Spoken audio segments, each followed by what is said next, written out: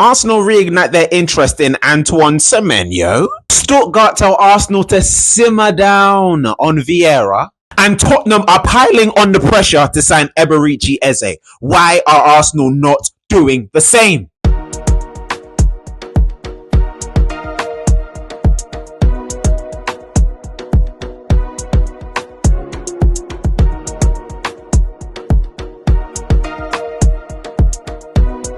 Yes, people, then welcome back to RASenal TV. I'm your host, Dini, and welcome back to the RASenal Transfer Centre. I hope you are all blessed and well. As you know, we returned to the Premier League yesterday with a 1-0 win over Manchester United yesterday. So if you haven't seen my match reaction to that, make sure you go onto the channel and check that out. Make sure you subscribe if you are new here, and make sure you smash the like button as well. Make sure you comment down below in the comment section of what you think on this video. People, as I said in the beginning, Arsenal have reignited their interest in Antoine Semenyo of Bournemouth. But this isn't the first time I've spoken about him this summer. I've already spoken about him this summer, and I'm going to play that video for you here right now.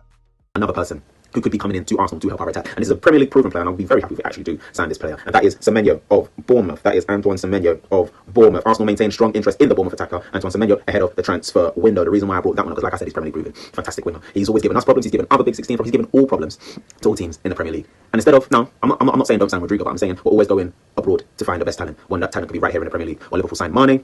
It was a great steal. It's a great steal. Absolutely great steal. Who would have thought, coming from Southampton, that Mane would have had the career, or gone on to have the career that he's had at Liverpool, Bayern Munich. I'm not saying that's not what Semenyo's going to do, but if you've got talent in the Premier League that's there, and you don't have to spend as much abroad, buy it. Semenyo will be a fantastic player for Arsenal. He'd be an absolutely fantastic player for Arsenal. Now, after watching that video, you've seen, I would love Semenyo here as a player. I've already said that he is a Premier League proven player. Sometimes you don't always have to go shopping abroad to go get the talent that you need. Sometimes it's already in the Premier League here. We saw Semenyo have a beautiful game against Liverpool, scoring the 2 goals, bringing it back to level terms before Liverpool absolutely went on to win the game. And also, we know that Semenyo faced racism as well on the weekend, on that first game as well, which is absolutely uncalled for, and people should be arrested for racism and sent to prison for racism and banned for life from stadiums, in my opinion. But there is a lot of energy. There's a lot of talk around Semenyo right now. And the reason why this is confusing me, because India Kalia brought this news up to me, that Arsenal have reignited their interest in Antoine Semenyo, but Bournemouth are confused, and so am I.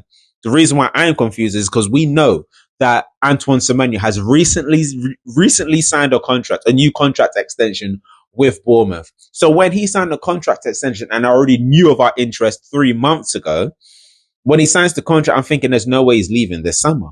But apparently, Arsenal could make a late move for Antoine Semenyo of Bournemouth. And as I said, he's already Premier League proven as a player I would genuinely love to have at Arsenal. I've already said it already, so I'm not saying it now. It's not copium. It's not copium. It's not recency bias. That's what it is. It's not no recency bias. I'm just not saying him because I've seen him play at Liverpool. You have it there, and if you were subscribed, you would have known that already. But that's Antoine Semenyo. Could he be making his way to the Emirates? We will just have to wait and see. Let's talk about Eberechi Eze of Crystal Palace. And obviously, we saw that yesterday in the Premier League is another reason as to why this guy needs to be at Arsenal. He scored a brilliant free kick yesterday. Why that was given as a no goal, I mean, whatever laws there are, apparently Mark Gay, he was within a meter of the Crystal Palace wall. Lord have mercy, these rules don't make sense to me. But at the end of the day, I thought it was perfectly fine goal. And he played very, very well in that game. He came off for around 70 minutes. And I'm literally thinking to myself, why are Arsenal not putting in anything for this player? We need this player. The reason why Arsenal are not moving for this player is because they want to focus on an out-and-out left winger. But I'm saying to myself, you haven't got enough in that midfield, in my opinion. Wanyery's not enough as a backup to go to Odegaard. He's not enough in terms of an attacking outlet, in terms of the midfield. Not enough. Marino's not that player. Rice is not that player. Zubamendi is not that player. Norgard is not that player. We have much more defensive-minded. Marino is meant to be that player, but we have many more defensive-minded midfielders in our team than we do have attacking midfielders. Am I wrong? Am I wrong? Because if Vieira leaves, we have to replace. Let me know. If Vieira and Trossard, we have to buy. We have to. If Vieira and Trossard leave, we have to buy Eze. Sorry. We have to. We already need a left winger. So why Arsenal are allowing Tottenham to press on, I don't know.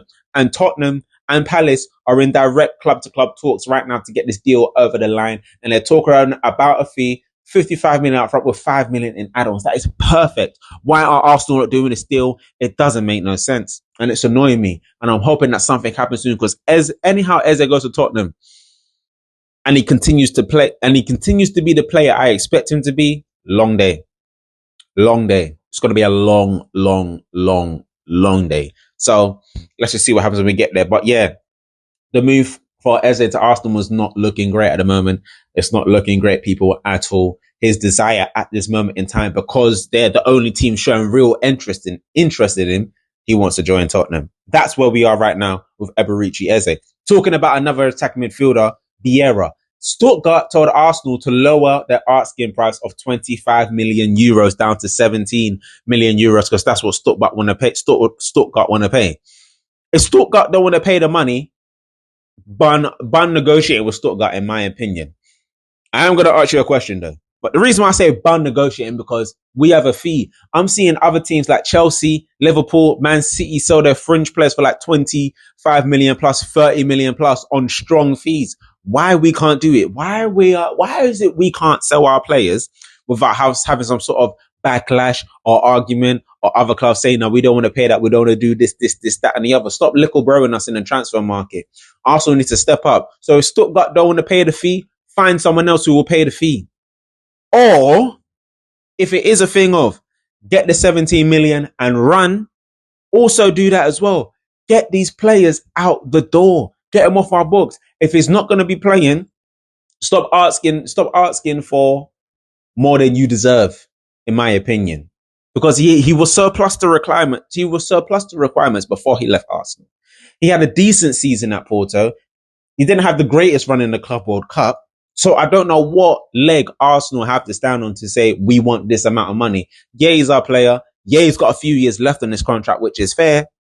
Me personally, we need to be selling our players at the most we can get for them. But if there are some players that are just difficult to move on, should we just move them on? He wasn't in the squad yesterday at all for the game against Manchester United. Let's talk about someone else who's not been in many squads, who is not also being used as well, who is not a regular starter for his team, and who could potentially be on the move in this transfer window, and that is Rodrigo.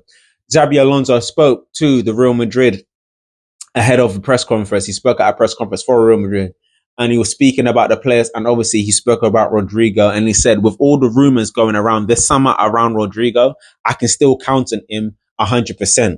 The reason why I think Xabi Alonso said that is because we know that Rodrigo wants to stay in Madrid.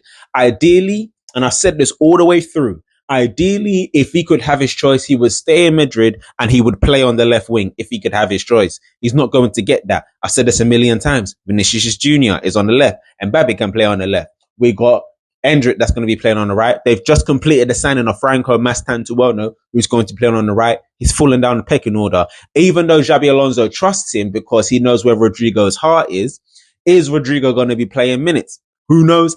I don't think so. This is where Arsenal come in. But even Arsenal are just dilly-dallying on this. Why are not... Where's the aggression? Where's the aggression from Arsenal? The type of aggression that we want to see on the pitch. Where's the aggression in the transfer market to go and get the players that we need? We need a Rodrigo or a Semenyo and an Eze. This is what we need. And right now we aren't getting it. Last couple people. Lee Kang-in. As we know, as I said on the show a few days ago, that Arsenal and Man United are the ones interested in the services of Lee Kang-in. Another team to add to that is now Napoli of Italy, and they are interested in the services of signing Lee Kang-in. And definitely the Super Cup plays a big part in this, because the reason why he's got all this interest is because of his final performance in that Super Cup against Tottenham, Tottenham. But we have to big him up at the same time, talking about Lee Kang-in for getting that goal, which got PSG back on track to get them the equalizer from the other guy. Can't remember who scored it. Was it Vitinha or Ramos? Might have scored the equalizer. But without Lee Kang-in's goal, Arsenal were UEFA Super Cup champions. And that's why Lee Kang-in is attracting a lot of interest around Europe, especially with clubs in the Premier League. So we're going to see how this one develops. And last but not least, Jakub Kivior, according to Court Offside, Palace, Everton, and Wolves are interested in the services of Jaco Kivior. Will he get sold? He was another player that wasn't in the squad yesterday for Arsenal. Neither was Vieira, neither was Zinchenko, and neither was Nelson. All players strongly linked to leaving Arsenal. So does this mean Arteta is keeping them back to make sure that their deals can get done? No injuries or anything like that, because we don't need any more injuries or anything like that. We don't need that right now with the players, especially that we need to get out the door. So people, how do you feel about all that news I've just given you? Because I'm a bit confused of what Arsenal are doing right now. I would have loved to have gotten in a new signing like an Eze or Rodrigo before the Leeds game.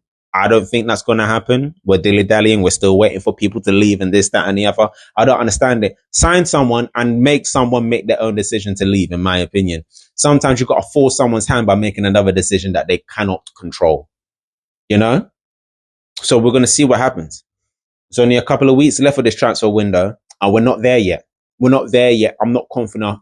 I don't feel that we have enough for me to confidently say enough that, yes, we can go and attack this league. As of right now, we finished third.